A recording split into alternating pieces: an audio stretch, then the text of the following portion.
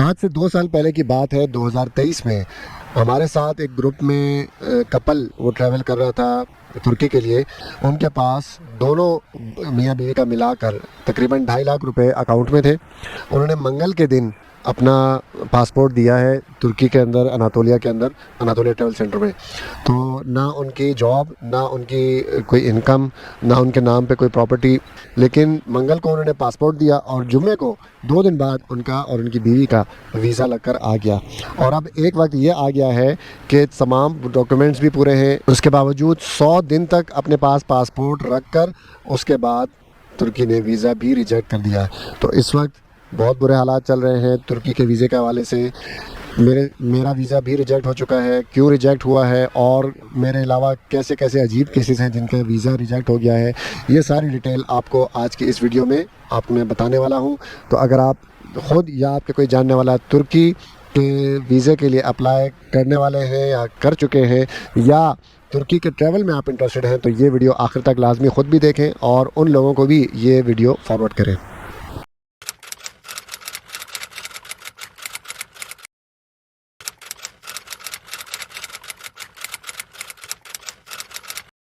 कहते हैं कि अगर किसी चीज़ को दिल से चाहो तो पूरी कायनात तुम्हें उस चीज़ से मिलवाने में लग जाती है। हो सकता है ये डायलॉग आपने कहीं सुन रखा हो, लेकिन ये सिर्फ एक डायलॉग नहीं बल्कि ये एक नज़रिया है जिसे कहते हैं लॉ ऑफ अट्रैक्शन।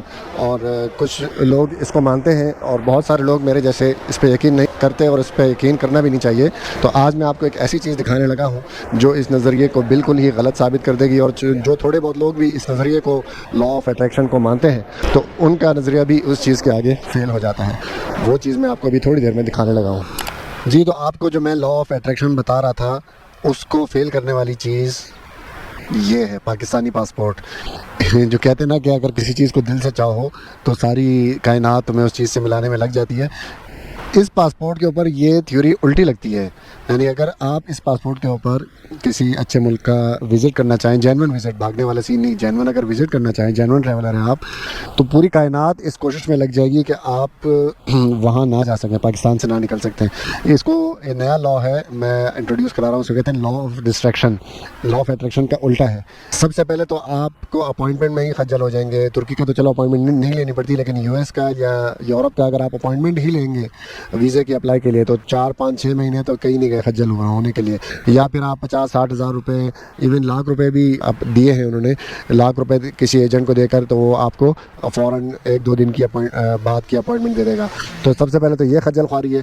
फिर आपका वीज़ा लगना ही एक अपने आप के अंदर चमत्कार है। अगर आपका वीज़ा अप्रूव हो जाता है, फिर वीज़ा अप्रूव हो गया, उसके बाद आपको एयरपोर्ट के ऊपर भी कोई गारंटी नहीं है कि आपको जाने देंगे। आपके डॉक्यूमेंट पूरे होंगे, सब कुछ पूरे होंगे, FIA वाले आपको बिला वजह रोक लेंगे। तो ये है लॉ ऑफ डिस्ट्रैक्शन। इस पासपोर्ट के ऊपर आप अगर जेन्युइन कहीं ट्रैवल करना चाहें बाहर, तो सारी कायनात मिलकर इस कोशिश में लग जाएगी कि आप ना जा सकें। सीन ये हुआ है कि भाई तुर्की का मैं एक ग्रुप लेकर जा रहा था। जिस तरह आपको पता है कि मैं पहले भी 3-4 दफ़ा हम जो है इस तरह बाय रोड ग्रुप लेकर जा चुके हैं। तो इस दफ़ा चूँकि हालात ठीक नहीं थे बलूचिस्तान के, तो मैं बाय एयर ग्रुप लेकर जा रहा था।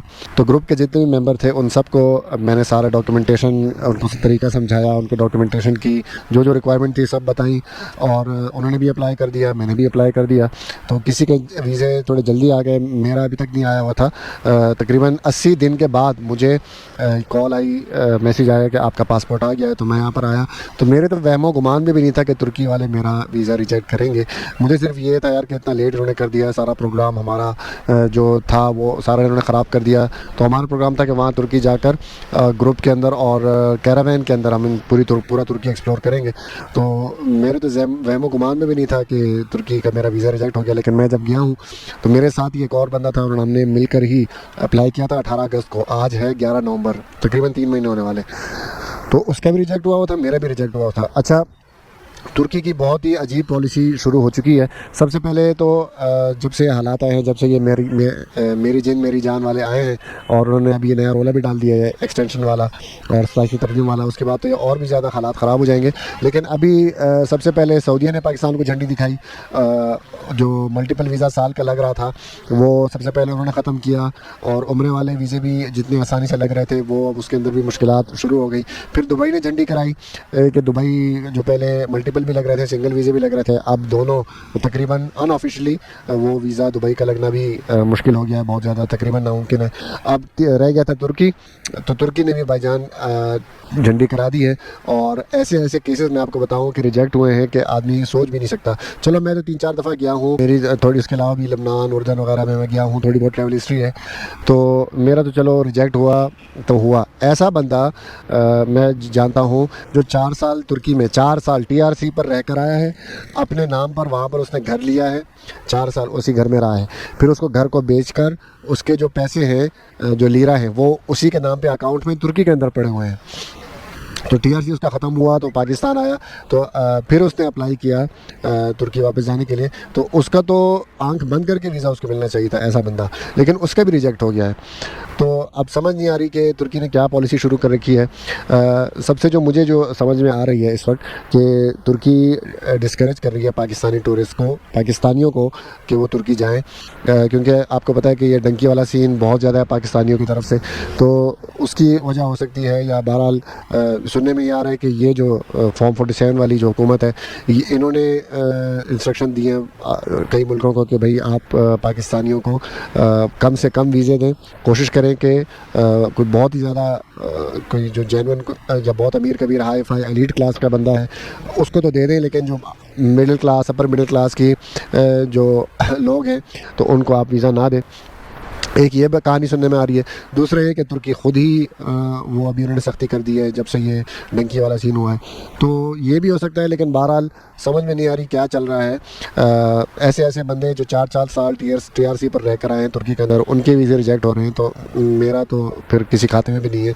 तो इसलिए फ़िलहाल गुजारिश ये है कि अगर आप तुर्की जाना चाह रहे हैं विज़िट के ऊपर, तो तुर्की के लिए अप्लाई ना करें। एक तो 3-3 महीने आपका पासपोर्ट फंसा रहेगा अंदर तुर्की के अंदर उनकी एम्बेसी में, तो आप उस बीच में कहीं अगर जाना चाहें तो नहीं जा सकते, उम्रे पे या और कहीं पर जाना चाहें तो 3 महीनों तक। तो आप, एक तो ये बड़ा मसला है। दूसरा तुर्की का तुर्की का वीज़ा महंगा भी है, सबसे ज़्यादा, इवन शेंजन से भी ज़्यादा महंगा है, और रिजेक्शन भी बहुत ज़्यादा है, और तो पासपोर्ट भी फंसा रहता है उसके अंदर। तो मेरा अपना जो प्रोग्राम है कि मैं अभी US की वीज़े के लिए मैं अप्लाई करूँगा ऑनलाइन। उसकी जो अपॉइंटमेंट है 4-5-6 महीने बाद आ जाती है, उसका इशू नहीं है, 4-5-6 महीने इंतज़ार कर लेंगे, अप्लाई करके देखते हैं, लग गया तो वेल एंड गुड। उससे ये है कि कम से कम 5 साल के लिए वीज़ों से जान छूट जाएगी। जितने भी मुल्क है, ये तुर्की है, सऊदीया है, दुबई है, इनका ऑनलाइन वीज़ा मिल जाएगा। शेंजन अगर जाना होगा तो वो भी फिर ठग करके लग जाता है। तो अगर आपने तुर्की जाना है तो बजाय कि तुर्की के वीज़े के लिए अप्लाई करें, खज्जल हो, पासपोर्ट भी फंसे, वक्त भी ज़ाया हो, उससे अच्छा है कि आप US का वीज़ा लें और उसके थ्रू फिर आप ऑनलाइन, अगर मिल जाता है तो ऑनलाइन फिर आप तुर्की के लिए अप्लाई करें। और तुर्की भी हुआ है तो US जाना चाहें तो US भी हुआ है। तो भाईजान फ़िलहाल ये सीन चल रहा है। तुर्की का वीज़ा रिजेक्शन बहुत ज़्यादा है, महंगा भी है, और पासपोर्ट टाइम भी बहुत ज़्यादा ले रहे हैं। तो तुर्की के लिए आप अप्लाई ना करें अनलेस अनटिल के आपका कोई लिंक हो किसी काउंसलर के साथ या एम्बेसडर के साथ, तो वो फिर आपको 3 दिन के अंदर या 2 दिन के अंदर भी वीज़ा आपका लग के आ सकता है। और ऐसा हुआ भी है, मैं पर्सनली जानता हूँ ऐसों को कि उन्होंने लिंक यूज़ करके तो 2 दिन में उनका वीज़ा आ गया। फर्स्ट टाइम ट्रैवलर को भी वीज़ा लग के आ गया। तो अगर आपका तो कोई लिंक है तब तो ठीक है, लेकिन अगर आपका लिंक नहीं है तो फिर बहुत ही रिस्क वाली बात है, टाइम ज़ाया करने वाली बात है। तुर्की के वीज़ा के लिए अप्लाई ना करें, उससे अच्छा है कि US के लिए अप्लाई कर लें। तुर्की के वीज़े के चक्कर में मैं अपना डोमेस्टिक टूर भी इस दफ़ा का नहीं कर सका।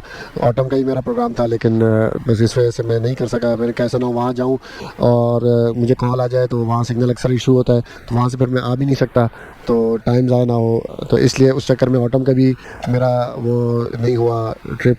तो चले मिलते हैं इंशाल्लाह आपसे बहुत जल्द किसी इंटरनेशनल या डोमेस्टिक टूर के ऊपर। तब तक के लिए अल्लाह हाफ़िज़।